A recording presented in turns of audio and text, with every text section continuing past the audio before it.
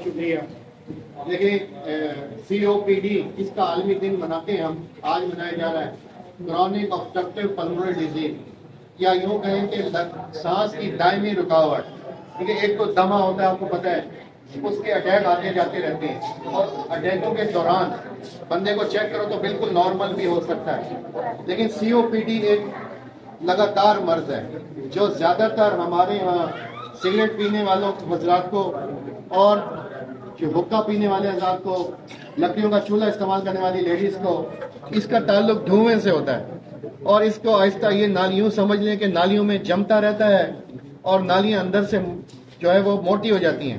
تو موٹا ہونا تو ویسے صحت کی علامت ہے, لیکن نالی اندر سے موٹی ہو جاتی ہے تو سانس کی رکاوٹ ہو جاتی ہے. ٹھیک ہے, وہ جب ایک خاص حد سے زیادہ موٹاپا ہو تو آپ کو پتہ ہے چاہے انسان میں ہو چاہے نالیوں میں, تو وہ نقصان دہ ہے.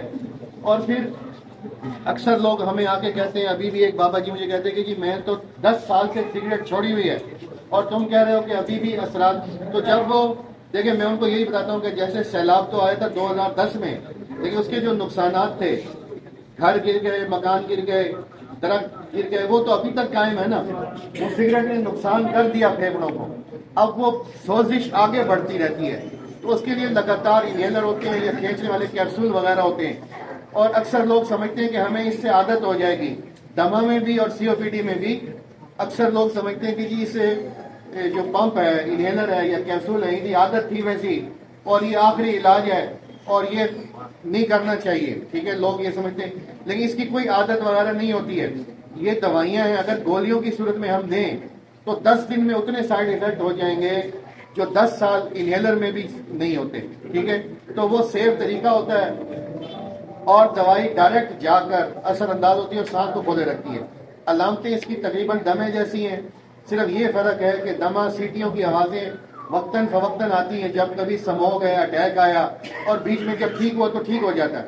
لیکن COPD میں وہ لگاتار چلتا ہے, بلغم آتا رہتا ہے, سانس رکتا ہے, دل کے اوپر اثرات پڑتے ہیں, ٹانگوں کے اوپر اثرات پڑتے ہیں, ٹانگیں سوجنے لگ جاتی ہیں, اور چلنے سے دوبھر ہو جاتا ہے بندہ. اور حتیٰ کہ یہاں تک بھی ہے کہ اپنے کپڑے بدلتے وقت بھی وہ سانس چڑھتا ہے اسے. ٹھیک ہے, تو یہ بڑی ایک خطرناک چیز ہے. تو اس کے بچاؤ کے لیے یہی ہے کہ جتنا ہو سکے دھوئیں سے بچو. اور آج کل ویسے بھی سموگ ہے, تو جیسے فصلوں کو آگ لگا دیتے ہیں, آپ ویسے کسان جو بھی ہو تو وہ بھی خیال کریں آگ لگانے سے وہ دھواں جو ہے وہ COPD بھی پیدا کر رہا ہے اور سموگ بھی پیدا کر رہا ہے. اور اسی طرح سگریٹ, گٹکا, شیشہ اور جو الیکٹرانک سگریٹ آ گئی ہیں فیشن والی, بچے سمجھ رہے ہیں کہ یہ سیف ہے, لیکن وہ بھی برابر کی نقصان دہ ہوتی ہیں. ٹھیک ہے, علامتیں وہی ہیں, سیٹیوں کی آوازیں آنا, بلغم, سانس میں تنگی.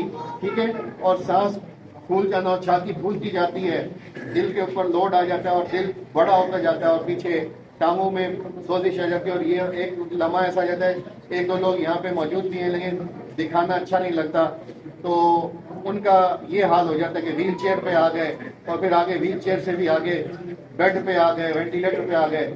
تو بہتر یہ ہے کہ اس سے بچنے کے لیے آپ پہلے سے احتیاطی تدابیر اختیار کریں. ان باتوں کی وجہ سے جو ہم بڑی آسانی سے بغیر پیسوں کے ہینڈل کر سکتے ہیں, کوڑا کرکٹ کو, شاپروں کو, فصلوں کی باقیات کو, کاغذوں کو آگ نہ لگا کر. آگ لگانے سے جو دھواں پیدا ہوا کچھ اس طرح کا ایٹماسفیئر ہے کم ٹیمپریچر سے کہ وہ زمین پہ ہی سارا دھواں رہ گیا, اور بہت ساری ایسے لوگ جو جن کو سانس کی بیماری نہیں تھی وہ بھی اس میں مبتلا ہوئے. یہ پوری دنیا میں تیسرا یا چوتھا بڑا کاز ہے جس سے اموات ہوتی ہے, اور 100 میں سے 95 جو لوگ ہیں جو اس بیماری سے مرتے ہیں یا اس تکلیف میں مبتلا ہوتے ہیں, وہ اس بیماری کو اپنی جیب سے پیسہ لگا کے خود پیدا کرتے ہیں. شاید COPD وہ واحد بیماری ہے جس کو پیدا کرنے کے لیے یا اپنے اندر اس کی علامات لانے کے لیے انسان بہت سارا پیسہ ضائع کرتا ہے اور الٹیمیٹلی موت کے منہ میں چلا جاتا ہے. تو چونکہ اس کا 95% یا اس سے زیادہ ان لوگوں میں ہے جو اسموکر ہیں.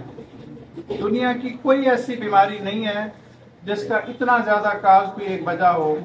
تو بیسیکلی یہ تو مطلب 95% اور 100% میں کوئی بہت سارا ڈفرینس نہیں ہے. اگر میں یہ کہوں کہ یہ 100% मेन मेड डिजीज है जिसे इंसान खुद अपने हाथों से बोता है और फिर काटता है, तो ये बिल्कुल बहुत अच्छी तरह जो है प्रिवेंट हो सकती है। तो बीमारी होने से पहले जो है अगर हम इसकी प्रिवेंशन पे जोर दें तो ये मतलब एक अच्छी चीज़ भी है, आप स्टेट ऑफ हेल्थ में भी रह जाते हैं। इस बीमारी को पैदा करने में भी आपका बहुत सारा पैसा बर्बाद नहीं होता, और फिर इसको मैनेज करने में, इसका इलाज करने में भी आपका बहुत सारा पैसा बर्बाद नहीं होता।